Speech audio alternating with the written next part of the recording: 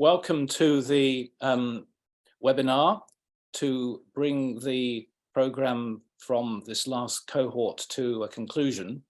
This is the second of two events, the first of which was at Wimbledon last month, when we had some live presenters, some of whom are going to be presenting again today. And you can see some of their faces there and perhaps recognise one or two of them. Our plan for today is that Heather is going to introduce the session and maybe sort of caught up somewhere. Heather was awarded with the prize of the TES Independent Head Teacher of the Year on Friday. And I have spoken to her since, so I know that she's not delayed in the celebrating of that. But our congratulations to her, and I hope she'll be with us very shortly. So what I'm going to ask, first of all, Caroline Hoare to do is to introduce our first session.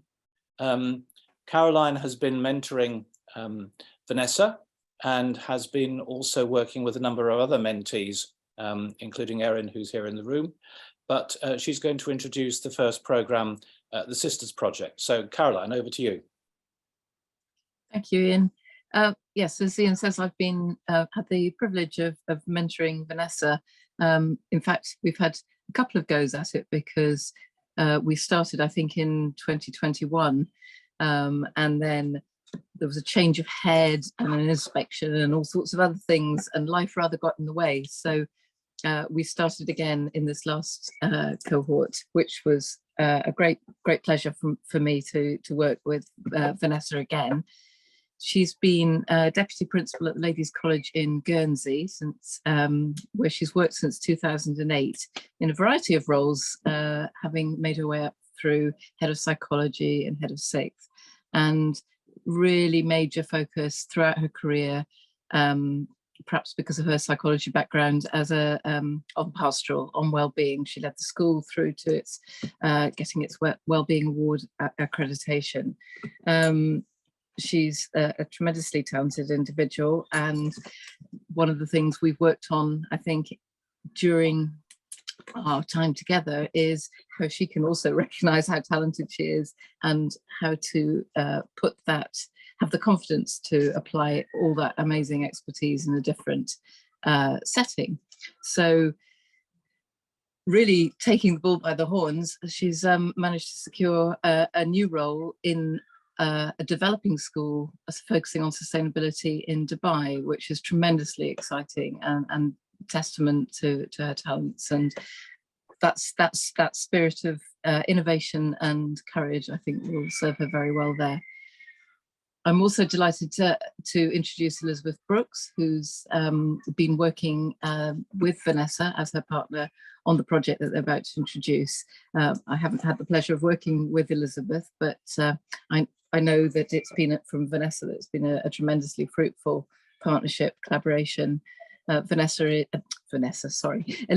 is Deputy Principal of St Vincent's College in Potts Point, New South Wales. And I'd like to hand over to them both now to take us through their really super Big Sister Project presentation. After you, Elizabeth and Vanessa. Okay.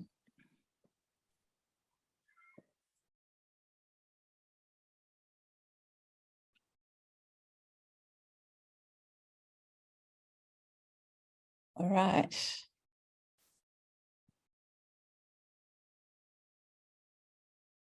Okay. Does that, can you hear me fine and everything's looking good? I can't see Ness, but she'll come in as she talks. Yeah, so I'm here. Thank you very much for that introduction. And I think capturing that sense, it's been an absolute delight for Ness and I to work together. So I'm Elizabeth Brooks, so you know which one's who, and Deputy at St Vincent's College, Sydney, Australia. And I'll allow Ness to introduce herself. Yeah, so I'm Vanessa Mitchell, and I'm Deputy Principal Pastoral at Ladies' College in Guernsey, which is in the Channel Islands. And there you can see the collaboration that took place between the two of us, over 10,000 miles away from each other. So from the east coast of Sydney right through to the English Channel. And it wasn't just ourselves that brought ourselves together, collaboration. We brought our students together, our student leaders. And the focus of our group, our project, therefore, was to really looking at the peer connections, the impact upon peer connections upon the well-being of students, particularly elder and younger students, and the contribution that makes to nurturing a culture of inclusion and belonging in communities. We felt very strongly that culture of a school, students need to lead that culture and have voice and agency and initiatives that create culture.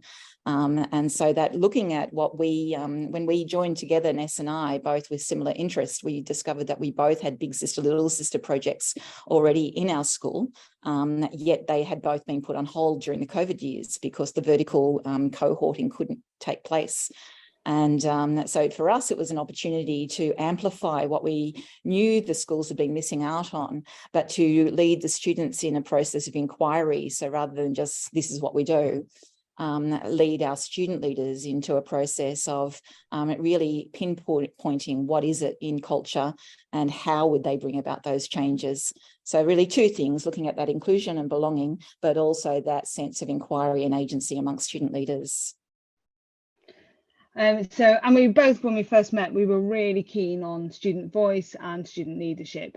And we were keen to investigate how our senior students navigated leadership roles. And we didn't specifically want to train them or intervene, but instead we offered them forums for discussion, which we called, I don't know if we just made it up really, Elizabeth, like Global Sisterhood.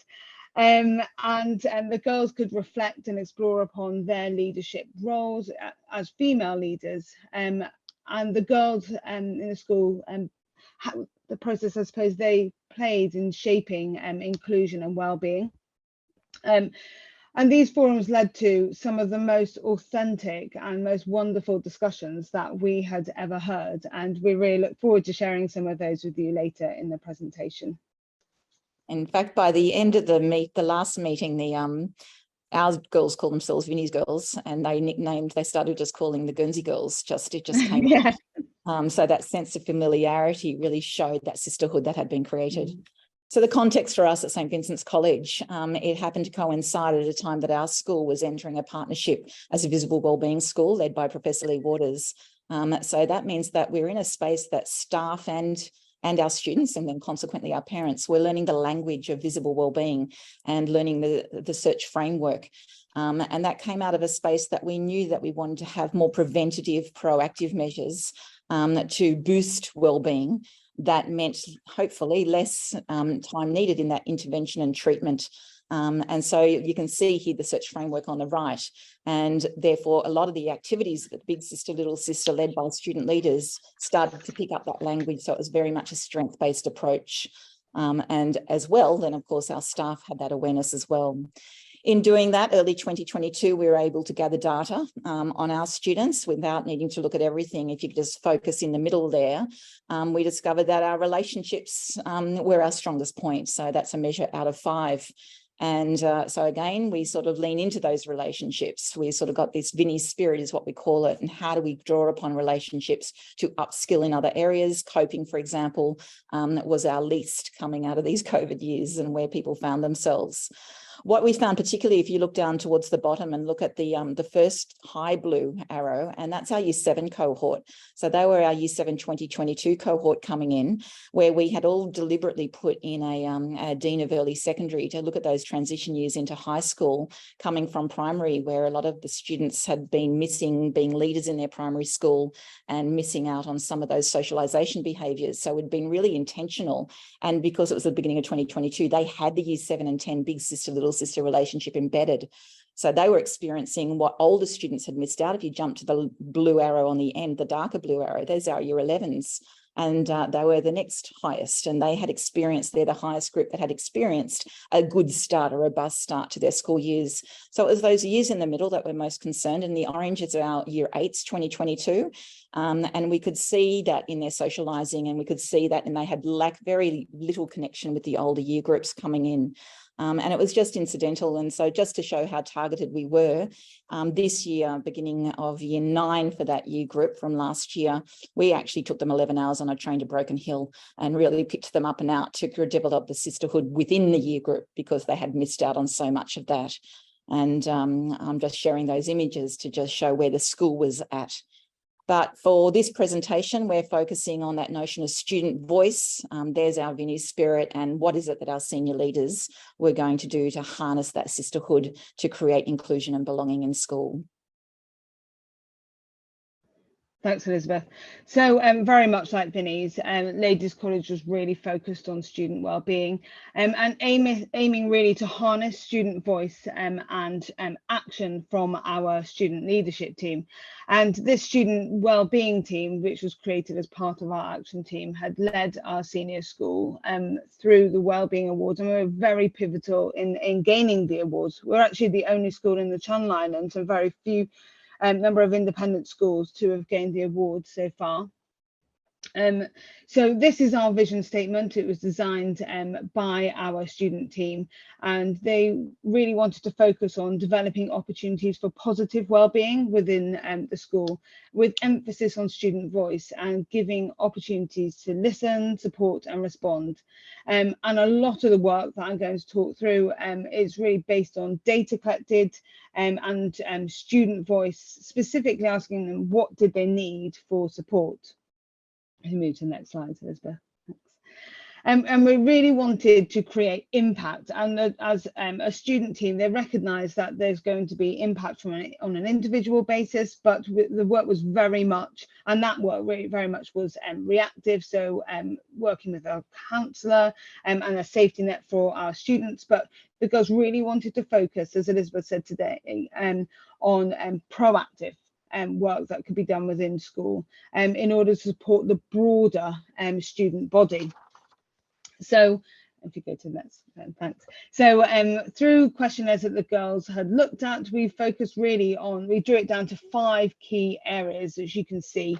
And these key areas were around opportunities to learn about mental health, but also student voice was something that kept coming up. And if you go to the next slide, I won't go too much into it now, but you can see some of the things that the girls in green did in order to achieve some of those key focuses. And I think it's over to you. So at our school, our big sister, little sister relationships, our vertical tutor groups within house. So we have years 7 to 12 within the same tutor. Year 7, in fact, don't start till term 2, so that they have that landing page as they come into the school. But we therefore have those connections. Our big sister, little sister starts when the students are in year 9, being the big sisters to the year 6s on orientation day. So it's our year 7-10 combination, year 8-11, and then year 9 and 12. So while they exist in their tutor groups every day, that they will see each other for 15 minutes, it's when we have some pastoral care time or some of those tutor activities that we can deliberately just place those big sister, little sisters together. Nor do we match girl for girl. So it's actually 2 or 3 students in year 10 with 2 or 3 students in year 7, for example, and then they just move with each other through year 8 and 9, and then they become the big sisters. So that's our model. Now, bear in mind that therefore with the visible wellbeing, we also have the language of search and the whole notion of how do you see, hear and feel wellbeing, so that we amplify that and make it really visible around the school. So while the teachers are in that process of professional learning and learning the science of this, the students therefore are adopting the language so readily. So what we see here is things like the tutor walls that they would create together in their tutor rooms, really looking at the strengths of each other and celebrating those strengths. Here we have those activities where they are saying, what do you think wellbeing is and what do you do about it? So again, amplifying it, making that visible. Now you can imagine the girls therefore sitting around the conversations that are taking place while they create those posters together. So really giving them structure, but allowing the organic conversations to come from there. Here's some examples of where the students would do this at tutor time or in a pastoral care lesson. You can see some of those questions that are put there for them. A lot of the year 10s were part of creating those questions for year 7s, for example. And on the right, there's an example of the students going off-site to the park across the road at recess time and just enjoying a picnic together. What isn't there is the beautiful harbour bridge that they would be looking at behind them, but we're more focused on the students there, and they are a mixture of year 7 and 10 students together. And again, in tutor room, the girls, we had them create, we'd give them resources and then from our visible wellbeing, but then they would choose what ones they want to do. This is the Skittles, they'll pull out a colour, share that information around them. And here is an example of the students. This is on the left is a year 10 student, on the right is a year 7 student, and they are going to share their visible wellbeing. I'll just have to bring that down, see how this works.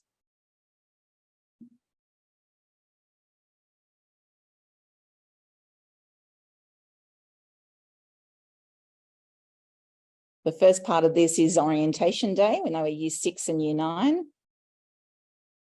Just bring that along a little bit there.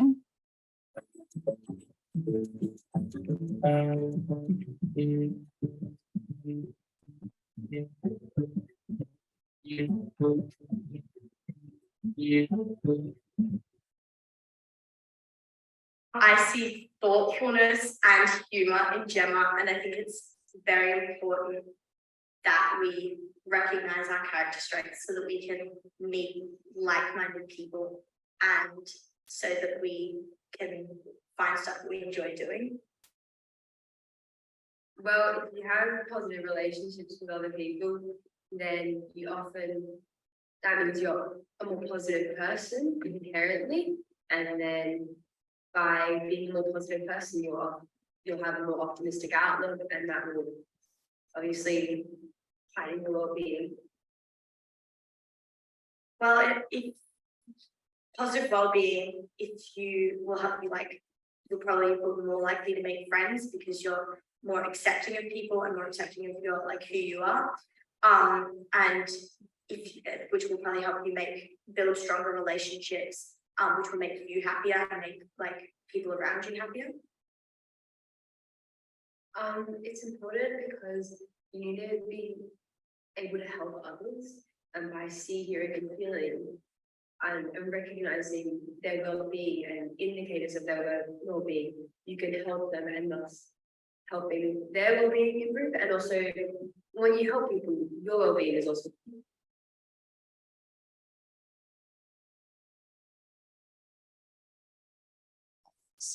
Out of there.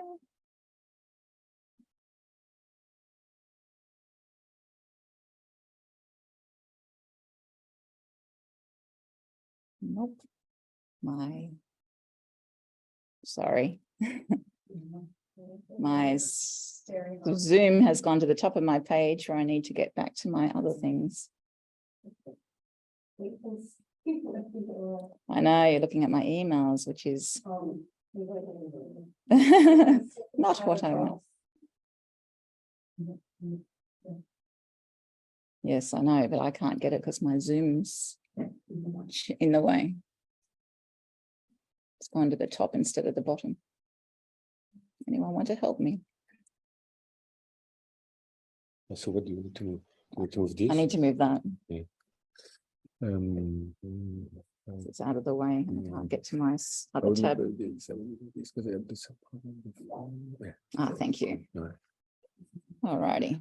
Let's get back to where we were. Thank you for your patience, everybody.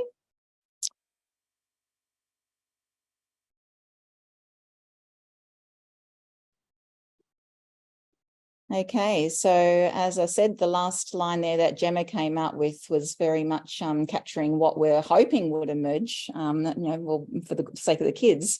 When you help people, your well-being is also improved. And I guess that's the philosophy that underpins why would we even want to bring our older students together with our younger students. Over to Ness. Thank you. Oh, no, sorry, it's still on me. I beg your pardon. So again, if I could then go into our student leadership initiatives, this is our group of our Year 12 student leadership team. And they came together at a retreat in October of 2022. And for them, they were very much, they were so positive in their sense of recognising that their engagement with things like co-curricular activities, their sense of spirit, their connections with each other, and their experience of having had elder sisters was much more than what they saw in those middle years in the girls coming in behind them. So they very much said that their legacy that they wanted was a sense of I belong here, that's their words, and that to nurture connections, celebrate diversity and inclusion and boost participation is what they wanted. So again, in the beginnings of this project, we decided that we wanted them to find out what it is they wish to do rather than just be told what to do. And the first thing they did was develop a survey to ask the students, what actually do you want from Big Sisters? What would you like in these vertical relationships? And the questions that were asked there by our Year 7s, do you think their Big Sisters had supported me? You could see how positive that was. It was incredibly high because they'd had that already. Year 8s were wanting, but not knowing what they were wanting. And they articulated that with some of their responses. And so again, I'll just you can just glance at these ideas, but Year 8 saying a major benefit would be feeling like you have an extra source of support, especially in difficult times. So they imagined what it would be that they would have, and they were yearning for it, but they hadn't yet had that experience. And if I just go through here, the Year 9s, nor had they had that experience as well, but they were now in the position of readying themselves to be Big Sisters. So our Year 12s have reached out to the Year 9 to make those connections with them, having started. They hadn't had that in their prior 2 years. And yet here are the groups looking at, well, I'm going to be Big Sisters next year. And the older they got, the more they really wanted to be the Big Sisters. So it was a really good, the student leaders found it was good to ask the questions. By the asking the questions, they were actually already engaging the students in their motivation factor to be engaged. And just this last term, we've seen also the Student Representative Council has introduced student mentoring after school. At this moment, got 16 pairings of years 10 to 12 students with years 7 to 10 students based on whether it's organisational skills, maths work or paragraph writing, whatever it may be. And those mentors met with myself, the Director of Teaching and Learning and Diverse Learning, upon their request, so they could get some guidance as to how they could be good mentors without trying to be adult tutors, and looking at, therefore, the conversations that could well emerge out of familiar relationships, and giving them some structure and guidance with that, but very much put together by the student leaders. Here's an example. They have student-led conferences, so forums every term for seniors 10 to 12 and juniors 7 to 9. And the bottom right, you can see they also included asking the alumni back for a student leadership afternoon where they invited neighbouring schools from different sectors of schooling and had alumni from maybe 2 years out right through to about 6 years out to share their perspective of how leadership has actually influenced them as people beyond schooling, which was a tremendous success. Another initiative that was put by the student leadership team, and then they harnessed the leadership of all of Year 12. They were very delighted to celebrate Vinnie's Pride. So we had World Pride, Sydney Pride, and then down to Vinnie's Pride going on in Sydney at that time, and really looking at that visible wellbeing and making it visible that all people have are included, celebrated, and dignified. And I think, again, it was pretty easy work. Once they got themselves going, they've got their 6 house colours. They created the rainbow. Every Year 12 girl made cakes in their colour and spread them out like the rainbow that it is. And I think that visibility that's saying everybody belongs here is what they wanted to say. So it was inclusive of our gender diverse students. And 2 more initiatives. The boarding co-captains, they led this initiative within the boarding house, celebrating our rural New South Wales and beyond. I've got a couple of students from Northern Territory. So really celebrating the diversity that they bring, and they very much belong on our campus in Potts Point, inner city Sydney, and make us richer for being with us. And on the right, we're really privileged to have students, our First Nations students, who are really proud to share their story and experience so that we learn from and alongside our Indigenous Australians. And so our Sorry Day Assembly in May recently was again student run. So really amplifying that the students themselves will create the culture so that everybody does belong here. And finally, our student culture initiative, things like our carnivals that are back. That's a year 11 social that was simply on the grounds of our school, a food truck and a DJ, and off they went. And these are, as we all know, they're activities that haven't been around for a while, but instead of them being teacher organised, really getting the students to organise and to create that culture, which then boosts and amplifies their wellbeing. Ness. Thank you. Very much, oh gosh, excuse me. So very much like the girls and Vinnie's, our student leadership team took a leadership retreat in Liu last year, and they stay in a house which is causeway access, so it's cut off at certain times, and they absolutely loved it. It's really an opportunity for them to refine their aims for the year. And the girls chose to focus on respect and inclusiveness, ensuring that every girl in the college community felt safe and supported. And part of this, they really started by talking about a charter of respect. And they asked every student in the college what respect meant to them. And I mean, they asked every student, they got every student to write something down. And then they did all the hard work of pulling out themes in order to really start, that became like the start of this year.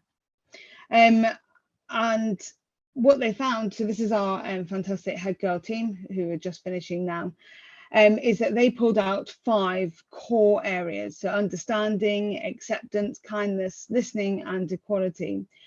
And they really laid the ground for what has been an excellent year in terms of inclusivity, well-being, and respect.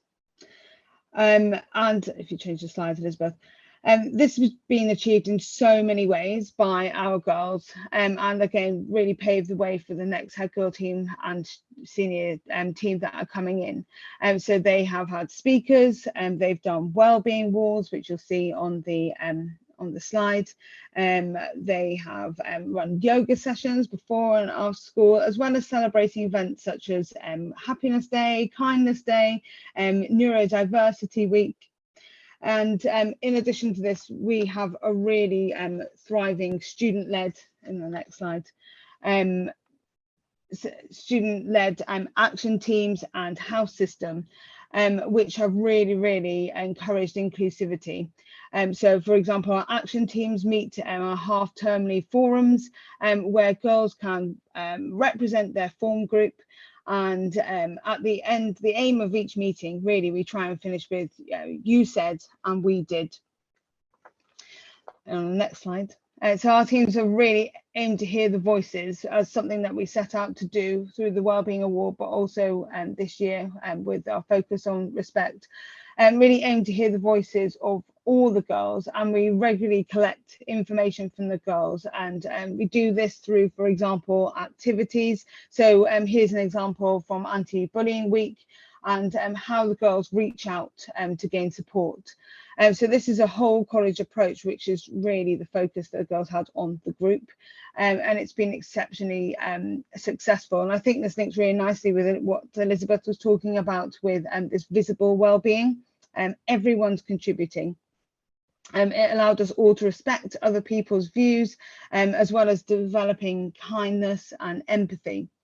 And talking about this group idea, our students have looked beyond the community that they're in, but also the wider community, to develop links with girls. So this year in Tanzania, and here's some of our girls at Girls Supporting Girls Club. So it's open to all year groups. It's super inclusive, and you can turn up, you can have a chat, and the whole aim really is to meet someone new whilst supporting girls in Kagera in Tanzania to access education. And it's been really helpful for our new students who have maybe struggled with building relationships during maybe less structured time during break and lunchtime. And our Big Sister Little Sister program has really helped with this as well. So one of the things that the girls coming in had talked about is joining clubs, but finding it difficult maybe to go. And so our Big Sisters have supported and encouraged girls to get involved. And this is something that we really saw in the feedback from the data.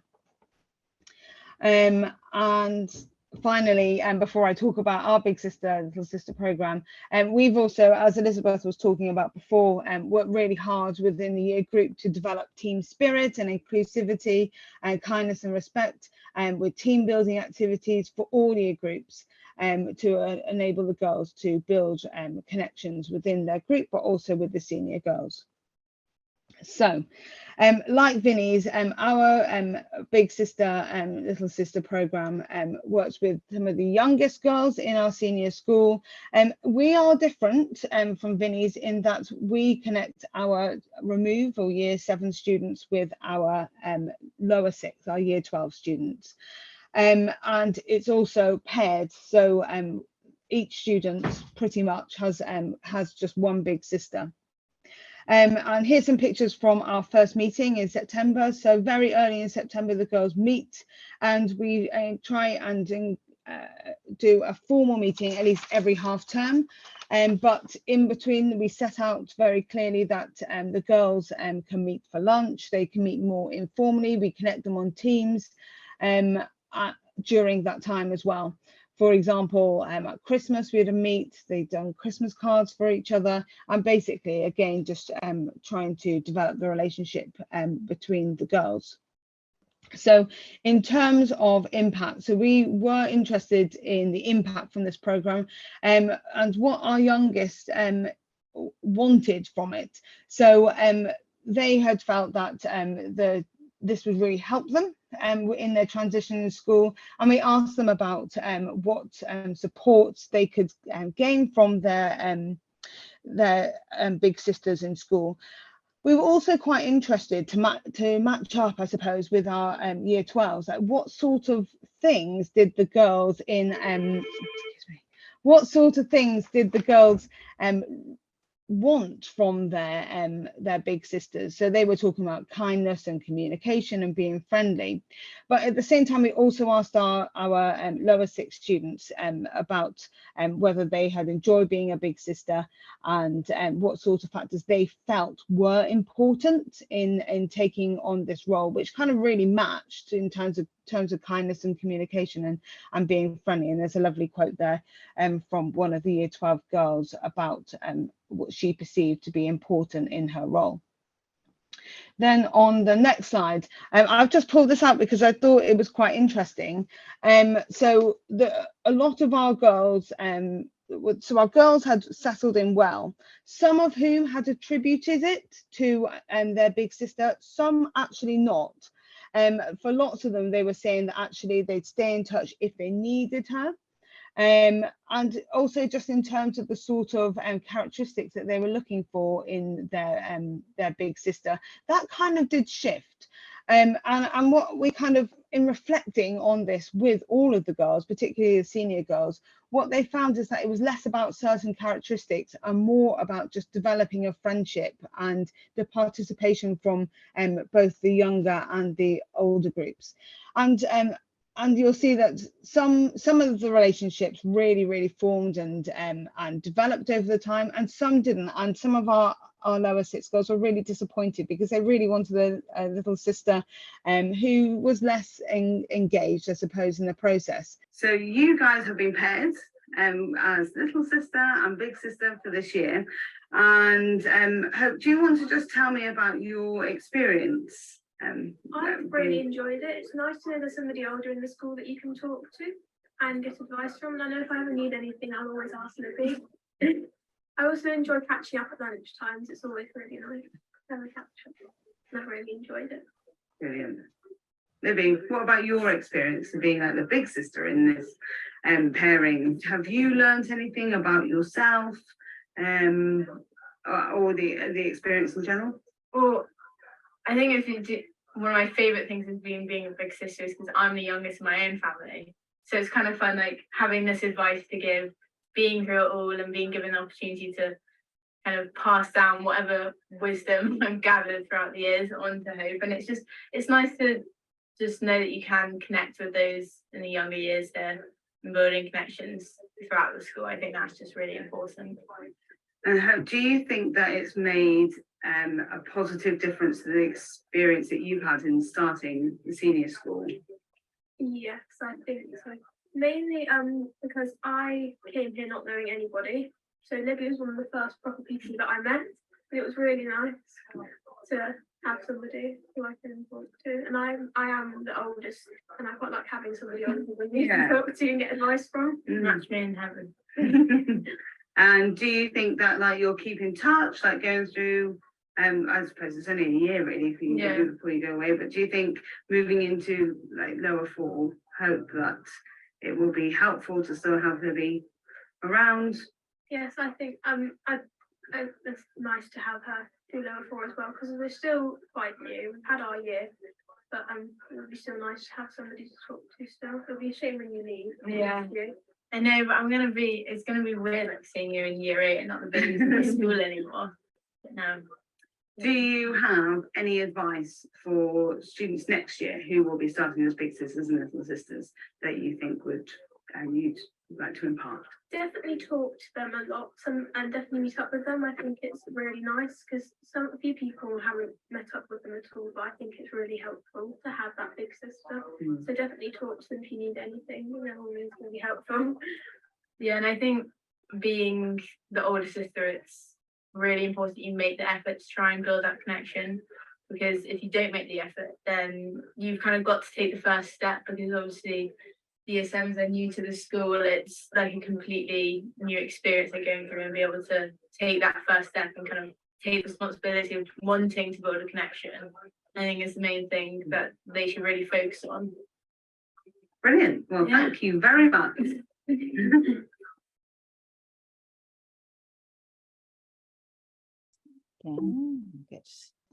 I'm so mute, sorry.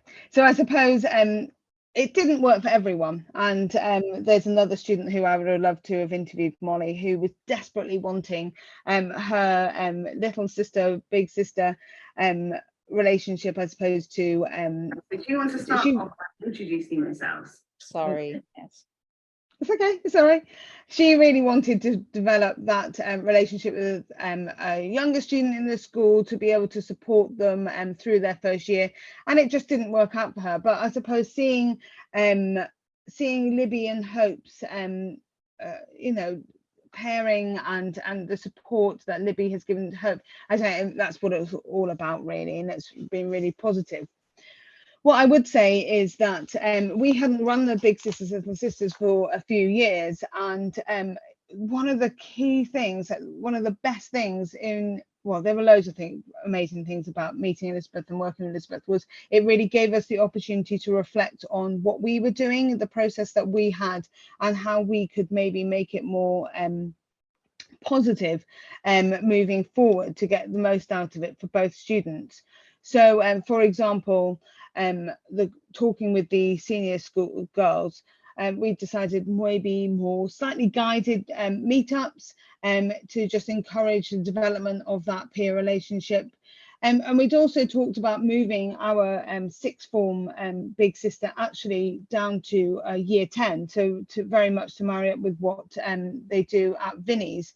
And this means that those girls, kind of basically what Vinnie's doing, those year 7 girls, when they move into year 10, take on that role and get more time to do it.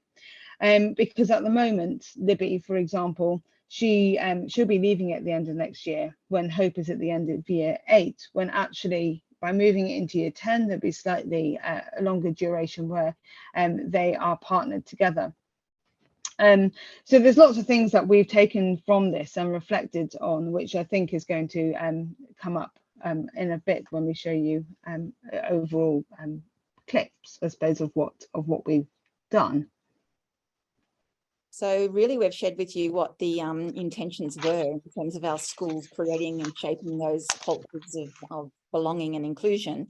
But the learning that happened between the peer mentoring of the girls in both of our schools was really the cherry on top. We were not anticipating just how much that learning would be by bringing them together. So in the same way that we've all enjoyed mentoring relationships, certainly so did our students. So they met together on those dates there on the left over their 10,000 miles.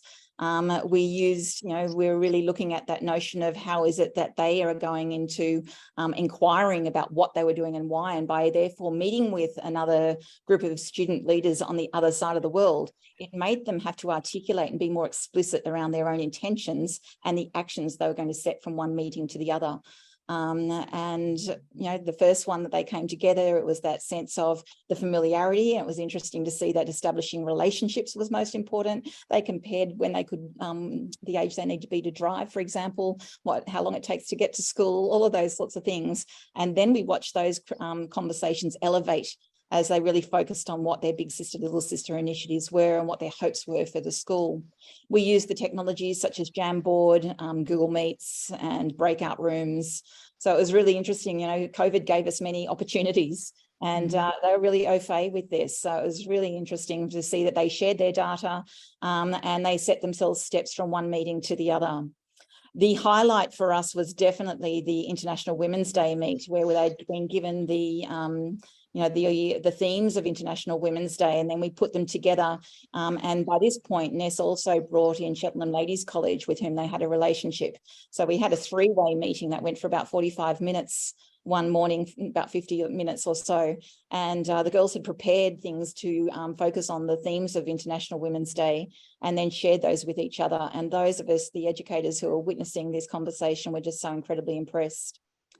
And there we are on Google Meet, and I'm conscious of time, Ian. I'm wondering if there's time for this or at the end, if depending on other presentations. How long do you need for that? Oh, it's like a 10-minute video, but we can make it shorter, or we come back at the end and do it. Shall we come back at the end if we may, unless there's a piece that you wanted just to highlight, Elizabeth? I might jump, because we've spoken so much about the actual within our own schools. I might jump to where we're on the International Women's Day part. Perfect.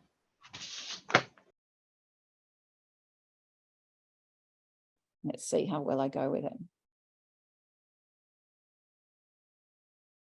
Like inclusivity and making sure that every student can feel like they can say, I belong here, and that they can be like, they feel valued for who they are. And so a big thing that we talked about in our International Women's Day Assembly was just that you're enough for who you are, and you don't have to try and, conform or oppose the patriarchy. You can just exist, and that it's completely good enough. So we just kind of want to have that education where women just feel empowered to go out in the world, and like nothing's going to hold them back. And so our guest speaker for the senior years, she was a computer scientist, and she was incredible. And she was just talking about how, the difference between like women feeling like they can get those careers is they just have this like internal voice saying, you're not good enough. And like men tend to kind of more be like, oh yeah, like I can do this easy, even if they probably can't. And so she's like kind of just talking about like how we need to have this mentality that we are good enough and we can do whatever we want to do, even if the world tells us something different. A kind of casual and non-accusatory but consistent way of insisting on gender inclusive language and protecting the use of proper pronouns and correcting casual sexism in language and correcting misuse of language towards women, because we think we don't want to perpetuate misuse of language by letting it go on. Sometimes you have to do extra research, and I think the term we used was question our own biases. So am I seeing this through my own lens? Have I considered other people's points of view? And I think that's especially important because obviously I think if everyone did that, there'd be a lot more understanding, a lot more acceptance, maybe something you've read and you found interesting and educational. So say if you recommended a book to me earlier, I think it was, I forgot what it was, Sophie, what was it? Rebel Ideas. Sounds really good. And she brought up some interesting points. And so it's that kind of low-level education where you can offer resources so people kind of build and see their own biases and perhaps see from other points. Actually went from year 7 through year 11 in a co-ed school on Guernsey. And I think with International Women's Day, I actually didn't realize it was a thing.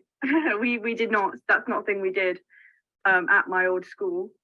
So I thought that was really interesting, but I came here and just the difference of the way I'm treated is something I noticed really well. And I think that's, we need to instill that with the boys.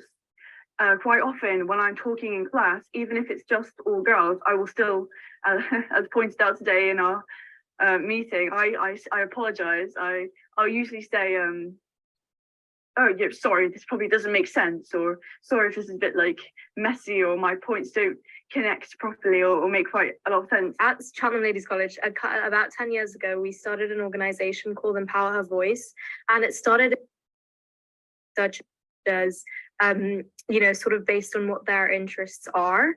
And so just bringing together resources, educational material, and these girls, bringing them together with mentors has actually been amazing, because it sort of shows them this is where I could be. Like we need women to know that they can do things just as well as men, that they shouldn't see boundaries because of their gender.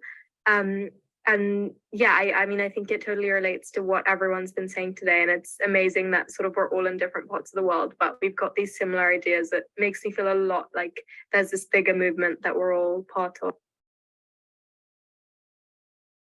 We have so much in common, and we have so much great insight that we can all share together.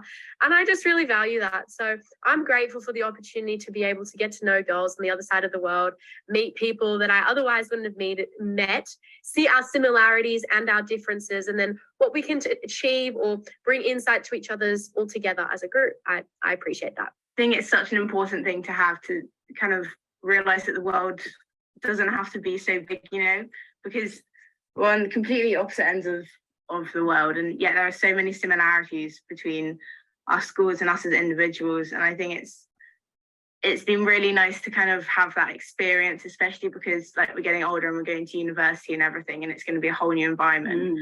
To know that like we can make these connections with people who are so similar to us but so like far away on the, it's really nice to experience. I think makes the world not seem so big and scary.